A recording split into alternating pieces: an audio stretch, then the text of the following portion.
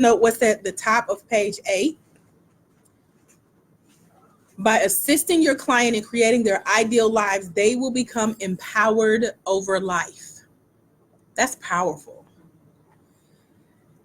So if you look at that second sentence, most personal problems can be traced back to people feeling out of control over life.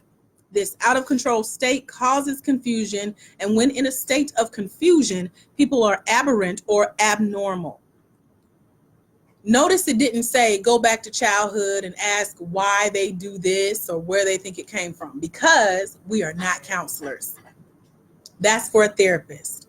A therapist, you need to also know the difference between a coach and a counselor, therapist, practitioner, clinician. We have those that come to coaching so that they can have a wider range from what they can help people with. But a therapist is passive, meaning there's no end in mind. You just keep going to sessions and they keep asking you, so how do you feel about that? And I'm not being funny, that's what my therapist does. And I'm like, she asked me that one more time and give them walk out. But that's what a therapist does. That's not what we do as coaches. Life coaching is more of a proactive or a causative and creative. So if you look at it, therapists and counselors deal with the past. Life coaches take you from where you are to where you want to be. So we deal with the present and the future. That's coaching. Now, things from the past will come up, but it's not our job to dig and go there, because you don't want to get a client in a state that you can't bring them back from. It is okay to pair counseling with coaching, and you as the coach will have to be okay with asking your client, would they consider coaching and counseling at the same time? I've done that, and I can share stories with you guys about that coming up. Coaching versus counseling is addressed a little bit more. Let me see.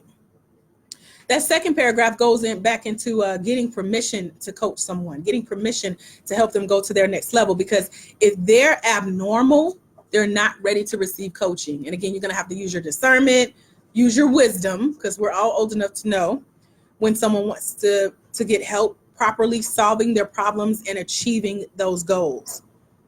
And so that's where ICS, and that stands for International Coaching Science Research Foundation, that's where we come in and we make a difference in the world. And then that third paragraph, standard personal life coaching technology means asking the right questions. And we'll get into some questions that are in your manual coming up, the types of questions that you can ask to kind of get your wheels turning and to help your client achieve the results that they want in their life as well.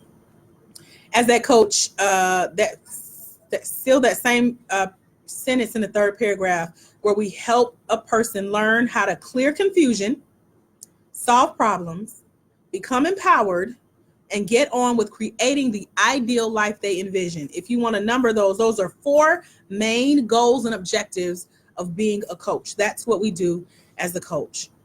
Clear confusion, solve problems, become empowered, get on with creating the life they envision. That's what we do as a personal life coach for our clients. Are there any questions so far?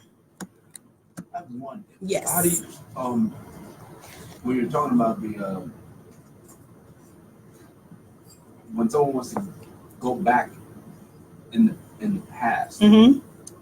and where would you draw the line and say, well, this, they keep going back to, do you just say, hey, look, I think, we have to, not in this blunt way, but stop the session, and maybe you need someone who's a little bit more qualified to deal with that more, or how do you deal with that if they want to keep going back to, my dad did this, and you're trying to, So that's where your skills come in as a coach. You never put yourself down saying more qualified, because you qualified after at 701. You qualified, okay? Let's get that out of the way. So until then, I'll lay the example of sometimes you do have to be blunt, and believe it or not, people will hire you as their coach because you are transparent and straight up. And that's why I got a lot of my clients, because they say, AJ, you're straightforward and you tell it like it is. And I would simply ask, have you ever considered counseling around that? And if they give you a goal, like we talked about, setting expectations, making the session a 10, and giving you their agenda at the top of that session is not going to start out with, can you help me get over what my dad did? So your job as the coach is to keep them on track. Listen, we only have 45 minutes in this session. You said to make this a 10, you wanted help with this. I want to help you achieve that goal. And as far as your dad, do you mind if we talk about counseling toward the end of our session? Or I can give you some resources. And it's okay to actually have partnerships with local counselors. I do here in Douglasville, to say, hey, I don't counsel, but my friend does, and I'm happy to send you that referral. You can also make it a requirement. I would advise you to go to counseling as we coach. We literally had a client or a coach that sat where you guys are sitting, and she had that problem. She wanted to write a book. In my former life, I helped people write books. As of 2 weeks ago, I don't do that no more. That was my former life. But she wanted to write a book, but she had this fear that she kept coming against. So we were working out the problem on the board, and she kept going back. What will my family think? What will my family think? And I said, you are not ready to share this story if you're still concerned about what your family would think. Not that their opinions don't matter, but if you really want to write this book, you'll write this book and you'll move forward. Have you considered? And so come to find out, by digging and asking the right questions, she wanted to write a book about her life where she was married and she killed her husband. And she did not go to jail. And that part of her life was done with, but she wanted to write a book about it. And I said, you have to go to counseling to get past not what happened, but what your family would think about you writing a book about what happened in your life. And then you can come back to me as your book coach and we'll move forward. And the ego popped up. And of course, it was a long discussion and debate. But we had a seasoned coach, not Shakita, but another seasoned coach who had referred this coach to our class. She came in at the end and she said, AJ's right, you do need counseling. So once she went through counseling, she reached back out and she said, okay, I'm ready to move forward. And then I knew she was ready for that next step. I would not even let her purchase coaching with me because I knew she needed help. So there's no way for them to keep going back knowing that your job is to help them move forward. If you keep them on track and tell them if they've given you permission to coach them, you have that permission to say, hey, you need some counseling. And not in a negative way, but you can be blunt and ask, have you considered counseling? That's a question. That's a coaching question. Thank you for that. That last paragraph, the last right before confidentiality on page 8, our PLCs actually help their clients by putting them into action. That goes back to that goal setting, keeping their agenda, making sure you're helping them with what they've hired you to help them with. And then the next to the last sentence in that same paragraph talks about dealing with the present state. Your job as a personal life coach is to help a client actively deal with things in the present state. That means right now. That means where their mind should be right now. And then turning that into a reality, their dreams into a reality. Any other questions?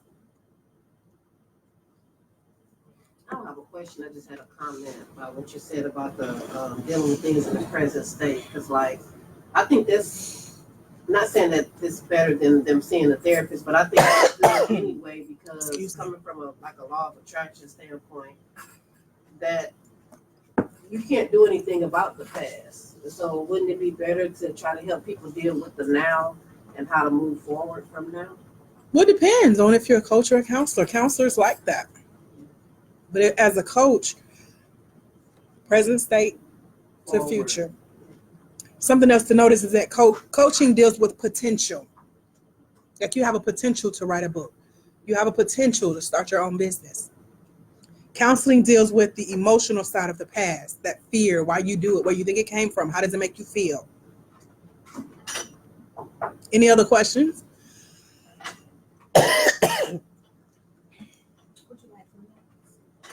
Yes, please. Thank you. And I'm going to go get some water on the break. You okay? Where you been? Trying to warm up. Said she got cold. Changed my clothes. Oh, I didn't even know that. I can't function when Okay. people are cold like that. Next time, let me know. I was going to come and make sure you went in the ambulance somewhere. Okay. Thank you. Any other questions before we take a break? That's why I said you should have let me know before you left. Thank you. Appreciate you. You allergic to this? She asked me to repeat it, but yeah. For real? As long as I don't eat them, I'm good. But can you, Wow. just before you end that, can you repeat, coaching deals with the present and potential.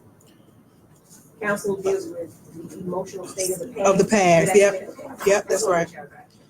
Something to note before we take a break. A coach is someone who brings out the best in each of their clients that will otherwise lie dormant. So that's a good way to look at coaching, how to move from the present to the future. Yes. Is it okay? Is it still okay to, like, if they need to give you a backstory about what's going on to move forward, is that like a borderline considering counseling? That's a good question. You can listen, but at some point you have to, I only can talk from how I coach you guys, okay? So what I would do is listen up to a certain point. You're listening for key things in that story that matches the goal that they said they wanted to accomplish in that session. If it goes too far back, you have to be willing to cut them off and say, okay, and we'll talk about that, because that's called throwing the session. Sometimes people want to tell you their story because you'll buy it as an excuse and it prolongs the time you spend with them. But if you know how to bring them back to say, hey, you want to accomplish this goal, let's do it. Thank you for sharing. However, if you want the goal that you paid me to help you get, we got to stay on point. So yeah, that's a good question. Yes. Actually, I like the fact, because keep hearing the word permission. Mm-hmm. And I believe if we're getting their permission to help them with their potential at this moment, then somewhere if they try to throw us off, I would think in the return, they would give us permission to say, you know, we're here to help you move forward with that potential. So right. I would think on the other hand, they would be willing to give us permission to refer them to someone else if they're not ready to give us permission to move forward from where they are. That's a good point. I like how you put that. Very beautiful said. Permissions go Yeah, both ways. absolutely. I agree. Any other questions? Nothing? Okay, take 5 minutes, go do a lap around the hotel to warm up. Be back at 11:15. We will start without you, okay? Mm-hmm. Be back at 11:15, 5 minutes.